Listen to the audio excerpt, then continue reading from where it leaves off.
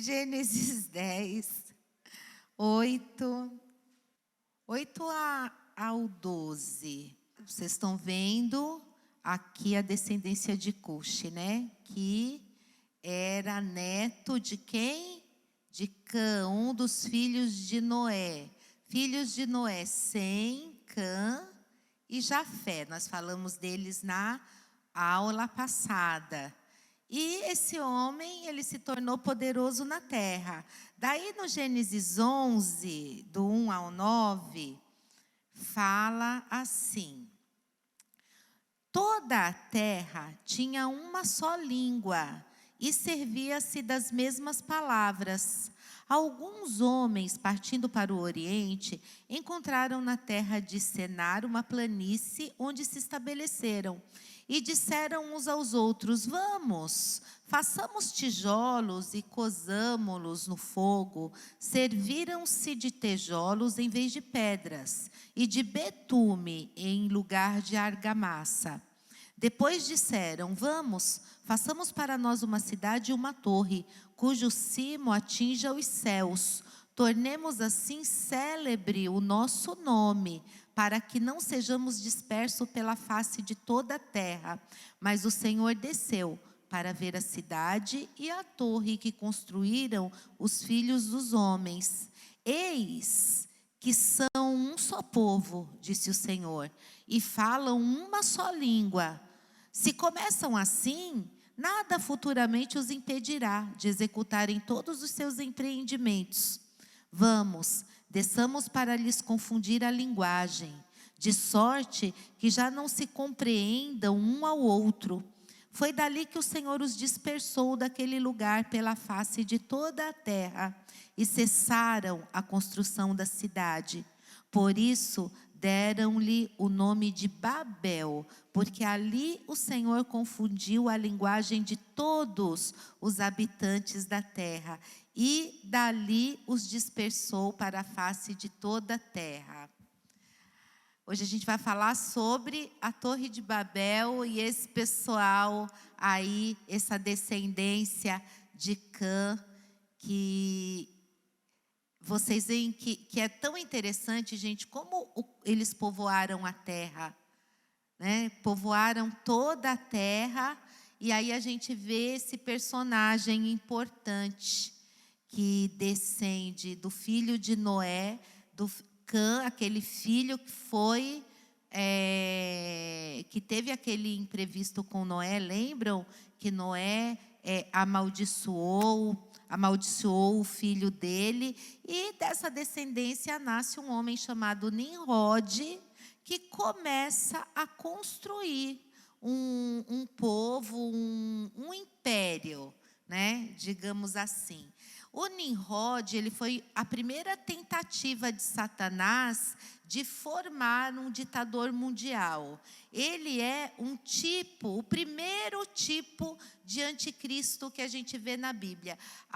Com o passar dos livros, a gente vai ver que vira e mexe tem um tipo de anticristo ali. Esse Nimrod, ele foi o primeiro tipo de anticristo que a gente vê na Bíblia. Ele fundou um reino em oposição ao reino de Deus, e ele chefiou a construção de uma torre chamada Babel. Para que era essa torre, gente? Essa torre é para a adoração dos astros, da lua, do sol, das estrelas. Por isso que eles construíam uma torre alta para isso, para adorar outros deuses. E ele fez também uma cidade chamada Babilônia, aonde se originou um sistema antideus. Vocês vão ver que Babilônia, ela é a raiz de muitos males. E todas as religiões falsas do mundo têm sua origem em Babilônia. Então, demonstrando essa profunda rebeldia que esse Nimrod tinha com Deus, ele chefia a construção de uma cidade, e ele quer que o topo chegue até o céu, né? É o que a gente vê lá no versículo. E uma torre que o topo chegue até o céu. Então, vê que o povo ele já tinha caído nessa idolatria. O povo ele estava induzindo o povo a adorar um outro Deus que não era o Deus de Noé. Não era o Deus dos pais dele, da família dele. Babel, ela foi o modelo de todos os zigurates. Vocês sabem o que é zigurates? Corre aí no celular, que eu não fiz nada para colocar aqui na tela. Vou começar a trazer o meu. É que quando eu trago, eu dou trabalho para a Pamela, ela que tem que ficar colocando. Zigurates. É assim, era considerado, os zigurates, eles eram considerados a entrada do céu.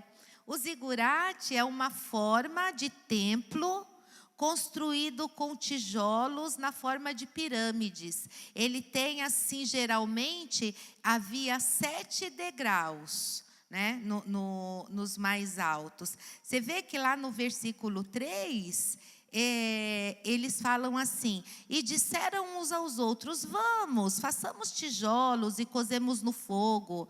E serviram-se de tijolos em vez de pedras, e de betume em vez de argamassa. Gente, o que quer dizer isso? Usando o betume na construção dessa torre, da Torre de Babel, e fala, junto com tijolos no lugar de pedras, as pedras já estavam prontas. Quem fez as pedras? Deus. Eles falam, não, a gente não vai usar pedras, como em todas as construções aqui a gente vai fazer tijolos. Por quê? Porque nós queremos construir algo para a adoração dos deuses, feito com as nossas próprias mãos. E aí eles usaram o betume ao invés da argamassa. E o que quer dizer isso? Eles usaram algo proibido, só se usava betume na expiação, no sacrifício. Então, o que eles estavam dizendo com isso? Com isso, eles estavam declarando que eles não precisavam da salvação de Deus, porque eles podiam fazer a sua própria salvação.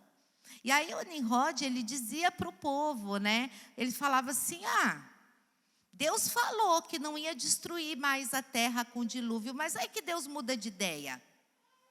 Se Deus muda de ideia, se Deus não cumpre a promessa dele, então a gente já tem aqui, a gente sobe nessa torre para a gente se salvar. Olha a oposição a Deus que esse Nimrod, ele se levanta nesse tempo, né? E aí a gente vê, gente, que toda religião falsa, ela tem os seus próprios métodos, né?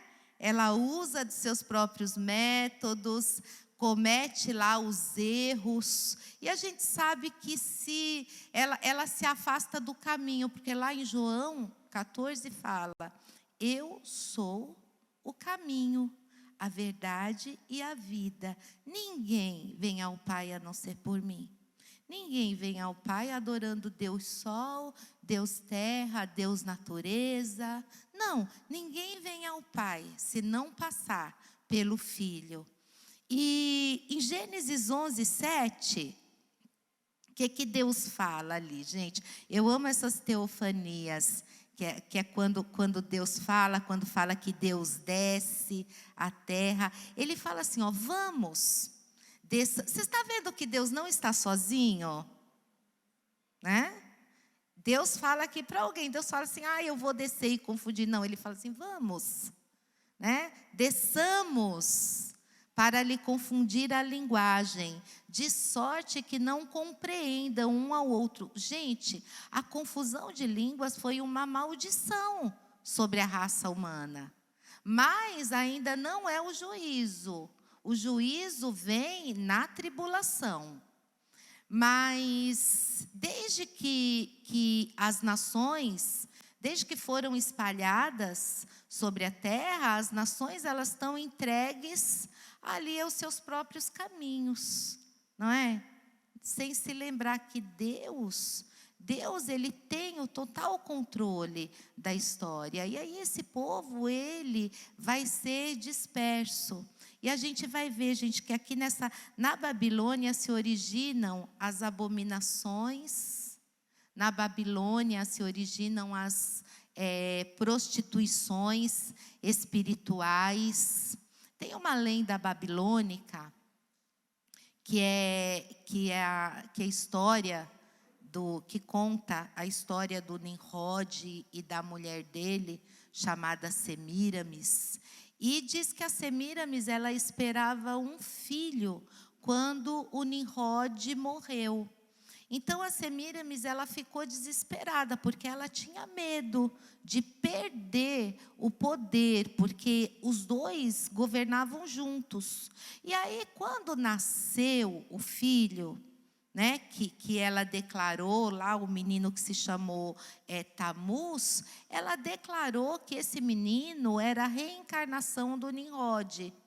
Então, aí está fundada a base do Espiritismo. Olha de onde vem o Espiritismo, gente. Lá de trás. Aí está fundada a base do Espiritismo, que é o quê? Que é a reencarnação, né? Que tem direcionado quase que todas as outras religiões existentes no mundo. Então, o que Satanás está fazendo aqui, gente? A gente está falando de semente, né? A semente da mulher e a semente da serpente. O que Satanás está fazendo? Satanás, ele está adulterando a verdade sobre a semente da mulher. Para quê? Para desviar o homem quando a verdadeira semente viesse, que é Jesus lá na frente. Então, quando Tamuz era moço, ele estava lá caçando nas matas e ele foi morto por um porco selvagem. Aí a Semíramis, então, ela pega todas as mulheres que serviam com ela já naquela religião de adoração, ela pega essas mulheres, ela pega o menino que ela disse que estava morto, mas não estava morto, ele só estava muito ferido. Ela esconde esse menino no quarto e fala para as mulheres jejuarem com ela 40 dias. Aí, no final desses 40 dias, olha como o inimigo, ele não tem criatividade, né? Ele vai fazendo tudo. Aí, no final desses 40 dias, conta a história babilônica que o Tamuz, ele foi trazido de volta à vida. Isso é, ele foi uma demonstração ali do poder da mãe, né? Do poder da mãe. E aí ela começou a ser adorada com o título de Rainha dos Céus. Então, ou deusa mãe.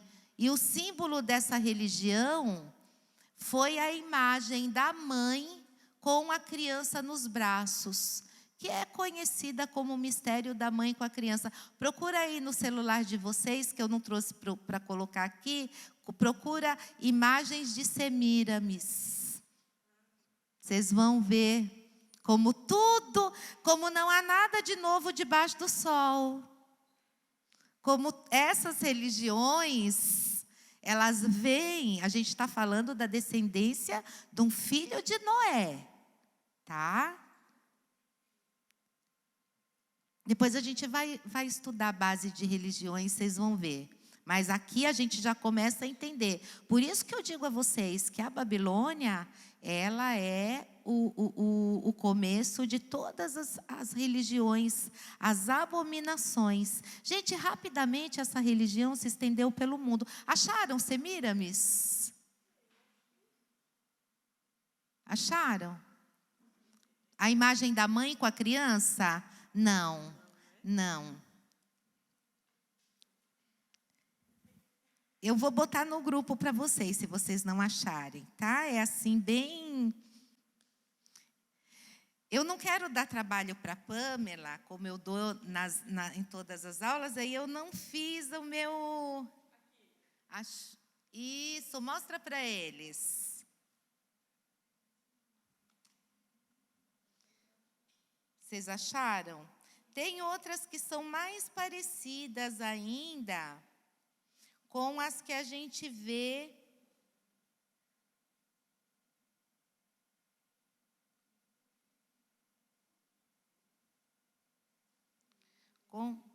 eu vou pôr no grupo, vocês vão ver. Vocês vão ver que são velhas conhecidas. Então, rapidamente, essa religião se estende pelo mundo com outros nomes, né? Lembra que as línguas foram divididas? Deus desceu, confundiu as línguas e cada um foi para um lado, né? Então, de acordo com a língua, mas o culto à mãe e ao filho eram os mesmos. Olha, Astarote Baal, na Fenícia, Estar ou Inaná, na Síria, Ísis e Osíris, no Egito, Afrodite e Eros, na Grécia, Vênus e Cupido, em Roma. E daí, gente, quando os medo-persas dominaram a Babilônia, os sacerdotes de lá tiveram que fugir. Os medo adoravam o fogo. E aí eles se estabeleceram lá em Pérgamo e levaram esse culto da mãe com o filho para Pérgamo. E de Pérgamo ele foi levado para Roma, com o nome de Vênus e Cupido. Quando chega no tempo de Constantino, que ele teve que medir forças com um general na época para se tornar imperador. E o que o Constantino fez? Os imperadores de Roma, eles tinham que ter duas coroas, a coroa de imperador e a de pontífice, ou seja, de sumo sacerdote. Aí porque era uma autoridade política e religiosa ao mesmo tempo. O que o Constantino faz para obter poder? Ele prometeu cristianizar o império.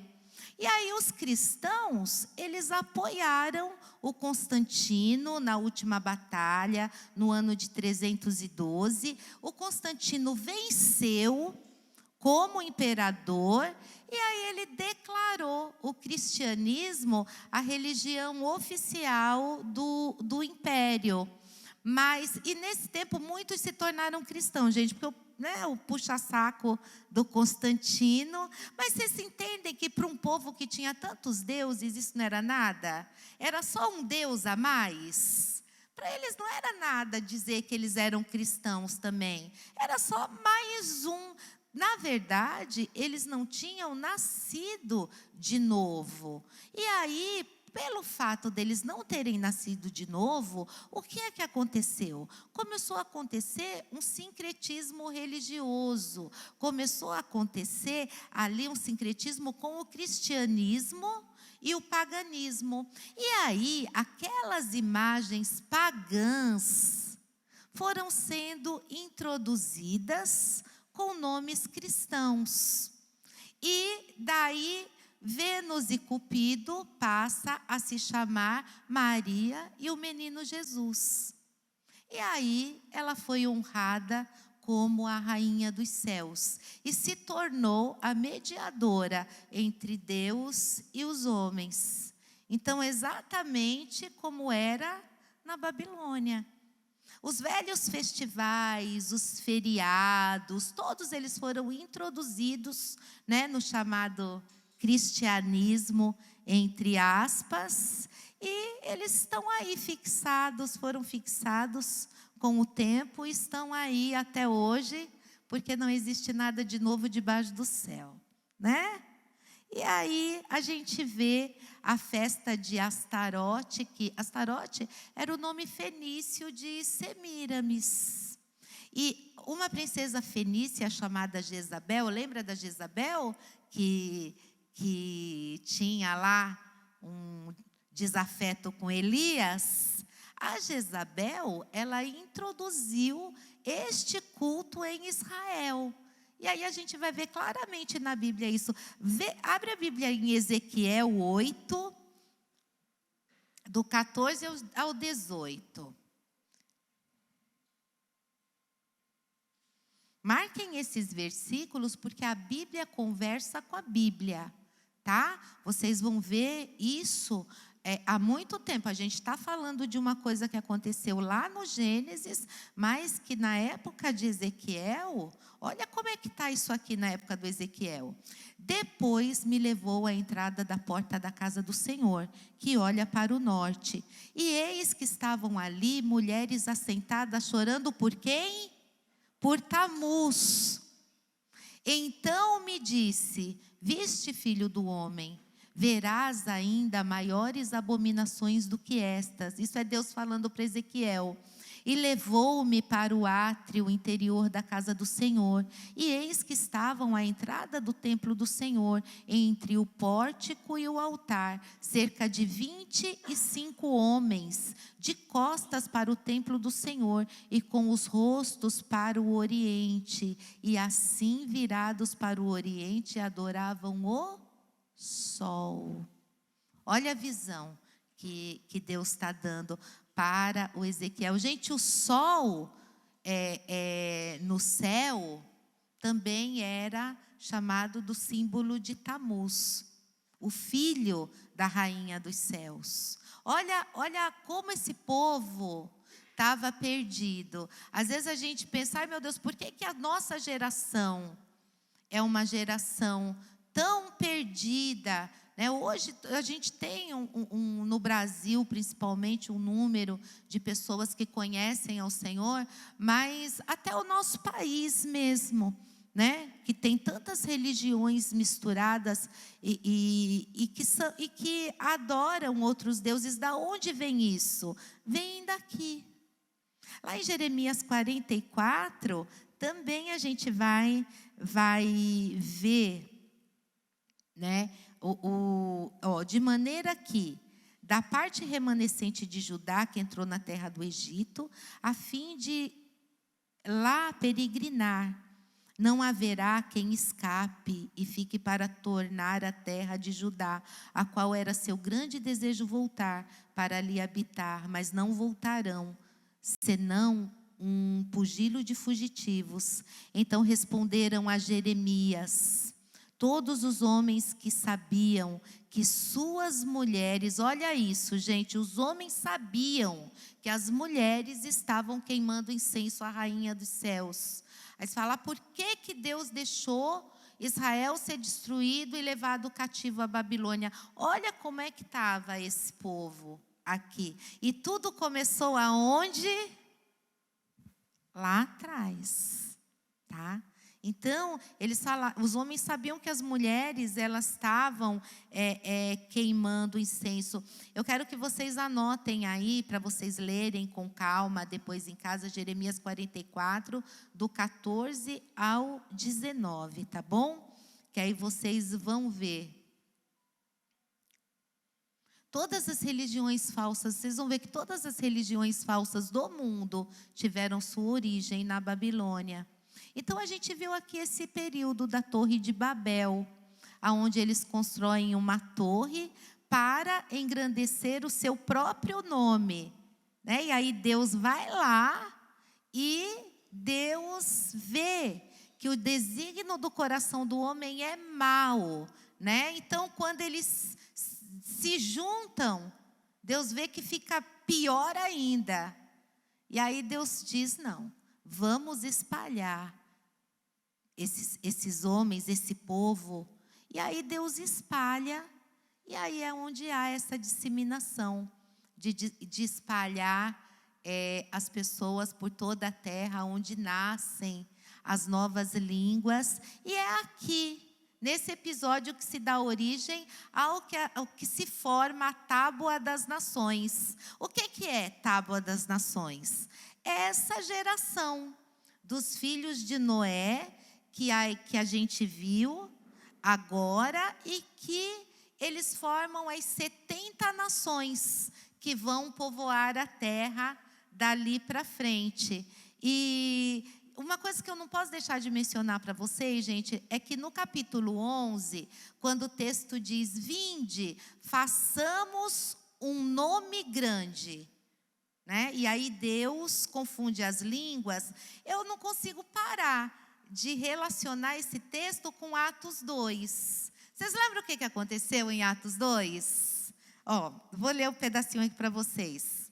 E cumprindo-se o dia de Pentecostes, estavam todos reunidos no mesmo lugar. E de repente veio do céu um som, como de um vento veemente e impetuoso, e encheu toda a terra em que estavam assentados, e foram vistas por eles línguas repartidas, como que de fogo, as quais pousaram sobre cada um deles, e todos foram cheios do Espírito Santo, e começaram a falar noutras línguas, conforme o Espírito lhes concedia que falassem. Gente, aquilo que em Babel foi motivo de divisão, aqui na igreja de Atos, passa a ser motivo de coesão, motivo de unidade. Aquilo que Deus havia dividido, agora Deus vai trazer para a sua adoração, que é gente de toda raça, de toda língua, de toda a nação, nesse episódio. E vocês já pararam para pensar uma coisa? Que o que aconteceu em Gênesis, né, para divisão ali do mundo, porque as línguas aconteceram para dividir mesmo o mundo. A confusão das línguas que não foi uma bênção. Vocês já pararam para pensar nas bodas do Cordeiro? Que língua que nós vamos falar no céu? Já pararam para pensar nisso? Eu vou pegar aqui o meu carregador.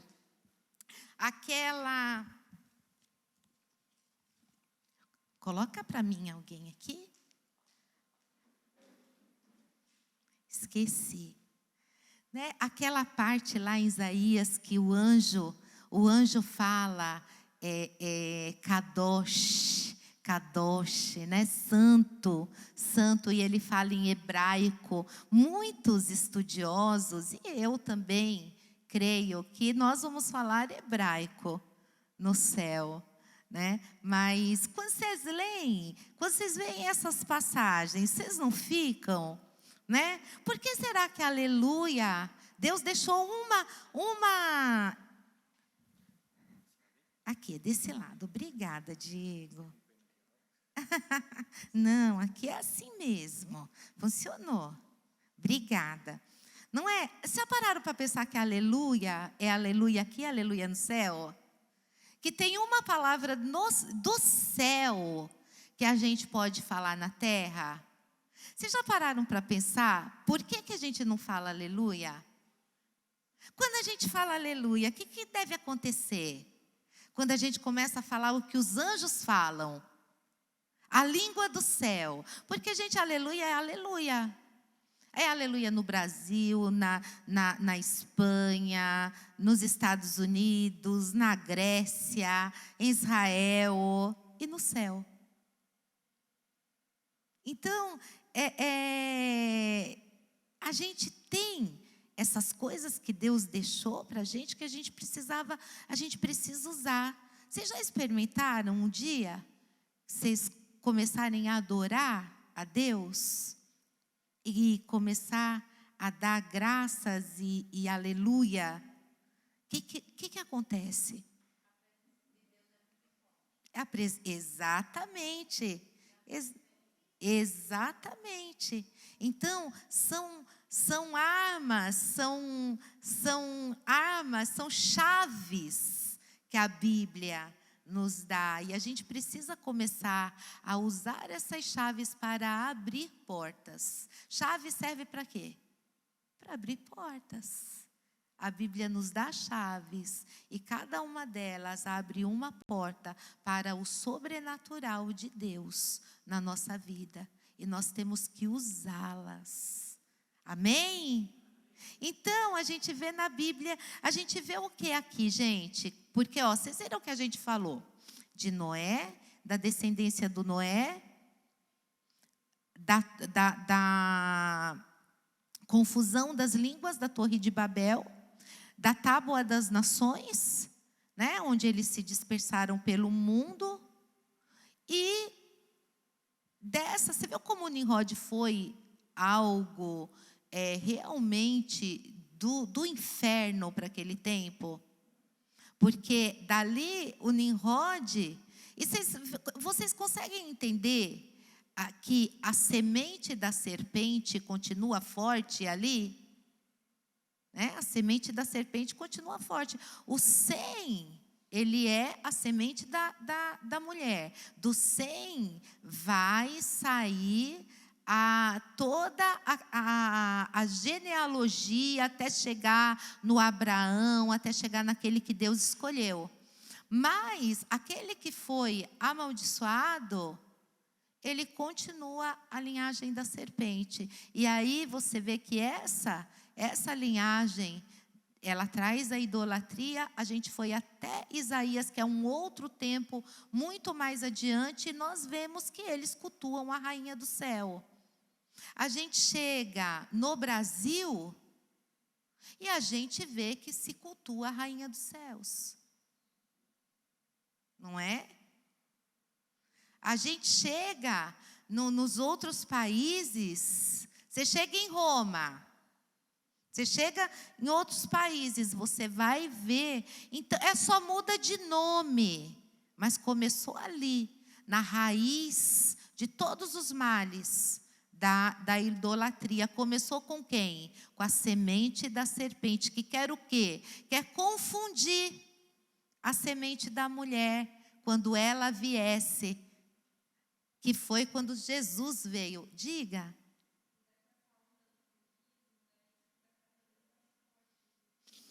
Exatamente. Com a onda do feminismo, tudo coopera também para o mal daqueles que não amam a Deus. Não é? Então, lá no capítulo 12, a gente está terminando, mas eu só vou entrar aqui no 12, 1, 2. Quem lê 12, 1 e 2 aí, que eu não tenho aqui? Que a gente vai amar a história desse Abraão. Esse Abraão é demais, gente. Semana que vem ninguém falta, que a gente vai falar de Abraão. E Abraão é realmente o pai da fé, que tem muito para ensinar para a gente. Quem lê?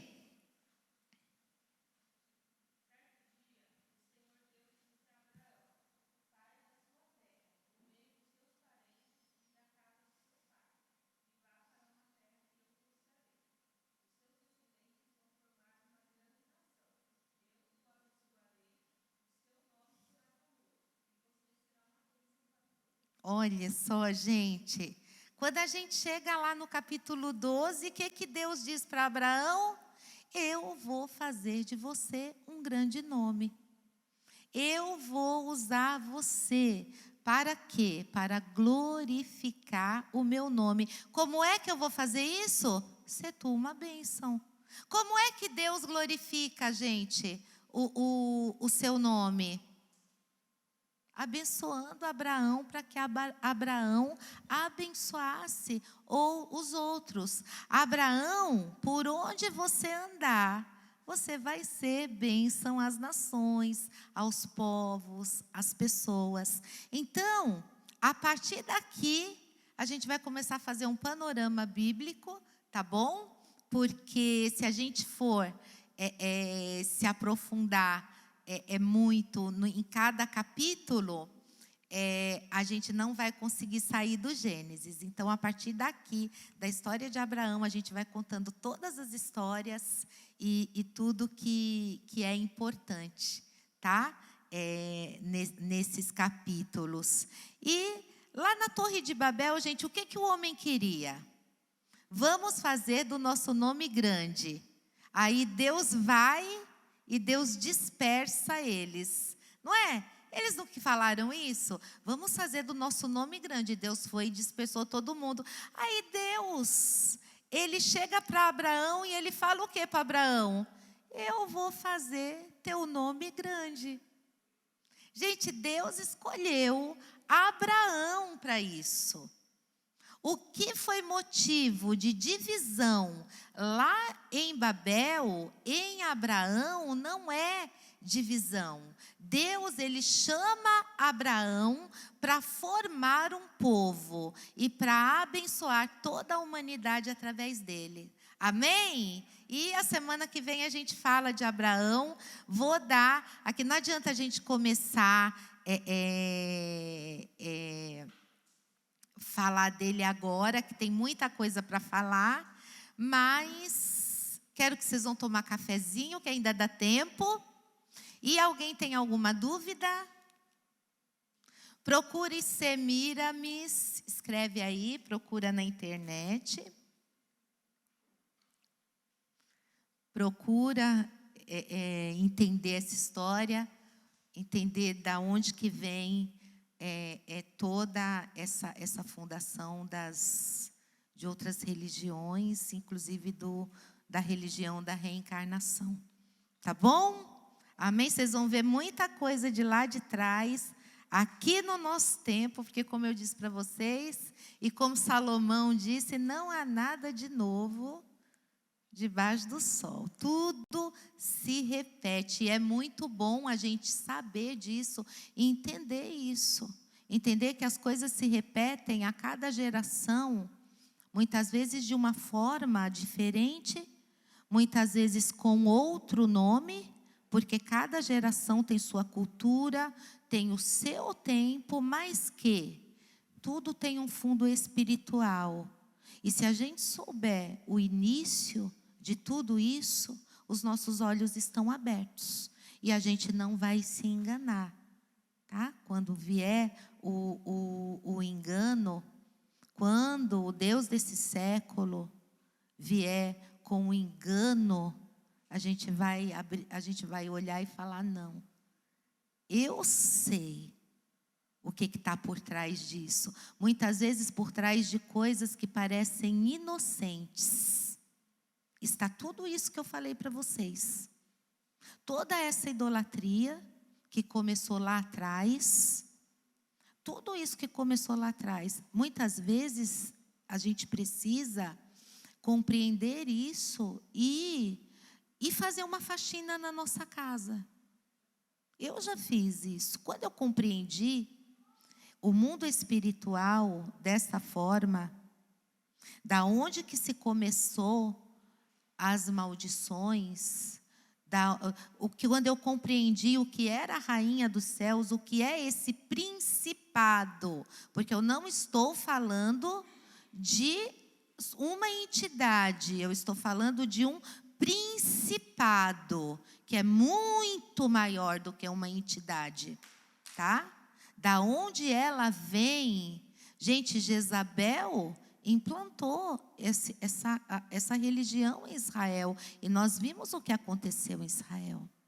E aí, quando a gente vai vendo como a habilidade do inimigo para nos enganar, e às vezes a gente tem em casa, sabe, essas coisinhas inofensivas, e a gente está ali abrigando o inimigo debaixo do nosso teto. Sabe? Aquela, porque isso aqui dá sorte. Não tem nada, porque foi minha mãe que me deu, minha avó. Minha avó é falecida. Eu guardo de recordação. E aí você está guardando o ídolo.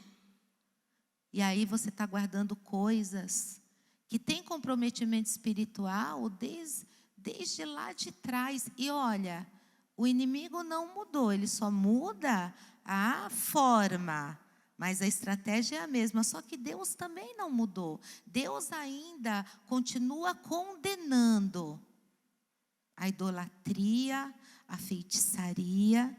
Deus não divide a glória dele com ninguém. Muitas vezes dentro da nossa casa nós abrigamos o inimigo sem saber. Nós abrigamos o inimigo porque ele vem disfarçado sempre de quê, gente? De anjo de luz.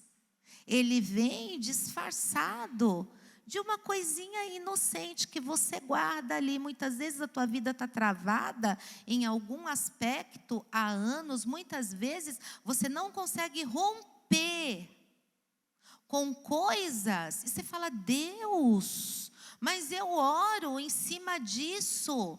Há 10 anos, há 5 anos, há 15 anos, eu oro em cima disso desde que eu me entendo por gente. E a coisa não acontece. Muitas vezes a gente não vê gente chegando na igreja dando testemunho de coisas que a gente ora há 10 anos. E a pessoa só chegou na igreja, sabe nem quem é Jesus direito, esbarrou com Jesus, entrou, está aí, já está vivendo o que a gente está orando há 10 anos para viver. Vamos fazer uma faxina na nossa casa? Então hoje, que a gente saia daqui com esse entendimento. É necessário tirar da nossa casa todas as brechas. O mundo espiritual existe lá desde a fundação do mundo. E ele se move tanto ao nosso favor, como também para a nossa perdição. Amém? Quem vai fazer faxina? Eu já fiz minha faxina, mas vira e mexe, a gente tem que voltar, porque o inimigo é astuto como a serpente. Amém?